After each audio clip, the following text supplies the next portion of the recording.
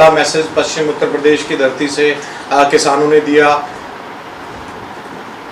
किस तरह की तस्वीरें, किस तरह का मैसेज है? ये तो 9 महीने से बैठे हैं किसान, और ये किसान संगठन ही उनका नेतृत्व कर रहे हैं। और कल जो हुआ अच्छी बड़ी वो काफ़ी बड़ी वो हुई और शांतिप्रिय ढंग से हुआ। बात तो वही है जो 9 महीने से कह रहे हैं।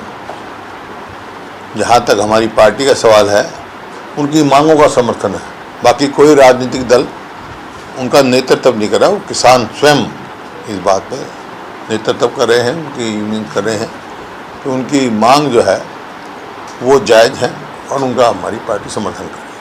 कल हमने देखा कि वरुण गांधी बीजेपी के सांसद भी हैं, उन्होंने भी ये कहा कि सरकार को बातचीत करनी चाहिए, किसानों का दर्द देखना चाहिए, सरकार को दोबारा बातचीत करनी चाहिए। हम तो रोज़ ही कहते हैं कि भाई जैसे बात है कोई भी वो हो, उसका प्रजातंत्र में समाधान, आदान प्रदान और फिर समाधान, तो बातचीत शुरू करनी चाहिए और इसका जो है सम्मानपूर्वक इसका समाधान सरकार को निकालना चाहिए। बातचीत करके इनका जो है करना चाहिए, समाधान निकालना चाहिए।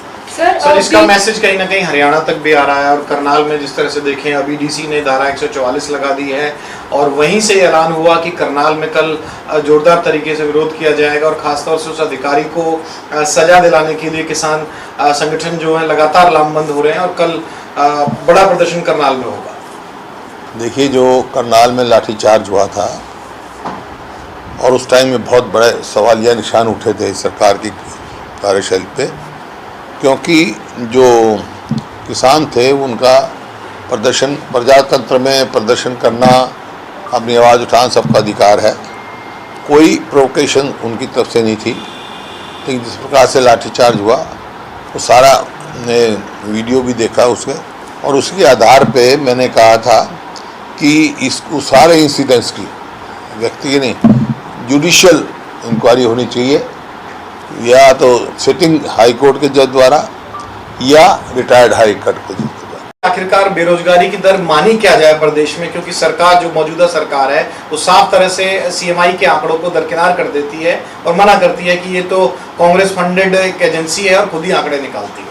अब ये जो इनकी बात कह रहे हो आप, उप मुख्यमंत्री का ट्वीट है 2019 का, उसमें सीएमआई के आंकड़े दे रखे हैं कि हरियाणा इतना हो गया। जब तो ठीक थे, आज वहाँ मतलब वो हो गए, तो अब सीएमआई गलत हो गई। एक स्टैंड होना चाहिए आदमी। सर, उपचुनाव की जो उम्मीद की जा रही थी प्रदेश में खासतौर से, अब चुनाव आयोग का जो नोटिस जारी हुआ है, 3 विधानसभा सीटों पर चुनाव है, हरियाणा का इलाहाबाद सीट उसमें नहीं है, और उस लेटर में भी साफ तौर से रिकमेंडेशन अगर देखी जाए तो चीफ सेक्रेटरी की तरफ से है, और कहा कि अभी हालात ऐसे नहीं है, और जो त्योहार सीजन है, त्योहार सीजन मतलब दिवाली के आसपास से पहले चुनाव संभव नहीं है हरियाणा की एक उपचुनाव सीट के लिए। चुनाव संभव क्यों नहीं है भाई? कोविड का है, कोविड की वो अपनी मांगे, एक बाई इलेक्शन कोई बड़ी बात नहीं है। उसकी जितने भी कोविड की अपने आप की वो हों, पैरामीटर्स हों, उसको मान्य रख के सरकार से बच रही है। ऐसा ही लगता है। पंचायतों के चुनाव से भी बच रही है, विधानसभा के चुनाव इस बहाने से पंचायत के चुनाव भी गए। जो ये कह रहे थे हम इस महीने में कर देंगे, इसमें उसमें हो जाएंगे, इसी में कोविड में ही बड़ौदा कैसे हो गया बाई इलेक्शन, और कॉरपोरेशन का सोनीपत का कैसे हो गया, और कॉरपोरेशन का आपका पंचकुला कैसे हो गया। तो ये आप देख रहे हैं, तो स्थिति तो वही है ना जो बड़ौदा इलेक्शन में थी, कोविड में ही हुआ, और जो अब है। तो तीसरे मोर्चे की बात कर रहे हैं अक्सर निकलकर ओम प्रकाश चौटाला जी, बार बार जो पूर्व मुख्यमंत्री हैं, वो बार बार कहते हैं कि तीसरा मोर्चा का गठन होगा। क्या कांग्रेस के बिना इस देश में जिस तरह का दावा कर रहे हैं वो संभव है कोई तीसरा मोर्चा? सर पता नहीं किस मोर्चे की बात कर रहे हैं, ये तो उनका तो जो है मुंगेरी लाल वाले सपने की बात कर रहे हैं। उनके साथ कौन है? एक भी कोई दल उनके साथ चलने के लिए तैयार है? एक भी जिसकी विधानसभा में सीट नहीं है, वो देश के मोर्चे की बात कर रहे हैं, या हरियाणा की बात करें जिनकी खुद की एक भी सीट नहीं है हरियाणा में। सर, बीजेपी के मिनिस्टर अनुराग ठाकुर ने एक बयान दिया है, कहा है उन्होंने प्रोटेस्टिंग फार्मर से ये पूछा है कि 2 साल से कोई मंडी तो बंद नहीं हुई है, बातचीत से चीज़ें सॉल्व आउट हो सकती है, मंडी तो हम 2 साल से बंद नहीं हुई है। कैसे देखते हैं इस बयान को सर? आपने उन्हें कहा मंडी तो बंद नहीं हुई, लेकिन कानून भी अभी लागू नहीं हुए हैं। सवाल तो ये है कि उनमें एमएसपी का है उनकी मांग।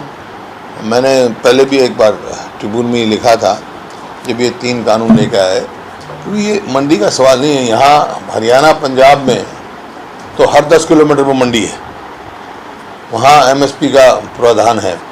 लेकिन जो नए कानून में प्राइवेट मंडी बनेगी उन पर लागू नहीं होता। जो टैक्स इन मंडी में देना पड़ता है वहाँ उन पर टैक्स लगा। ये कई मामले हैं। सवाल बेसिक बात वही आती है कि एमएसपी की।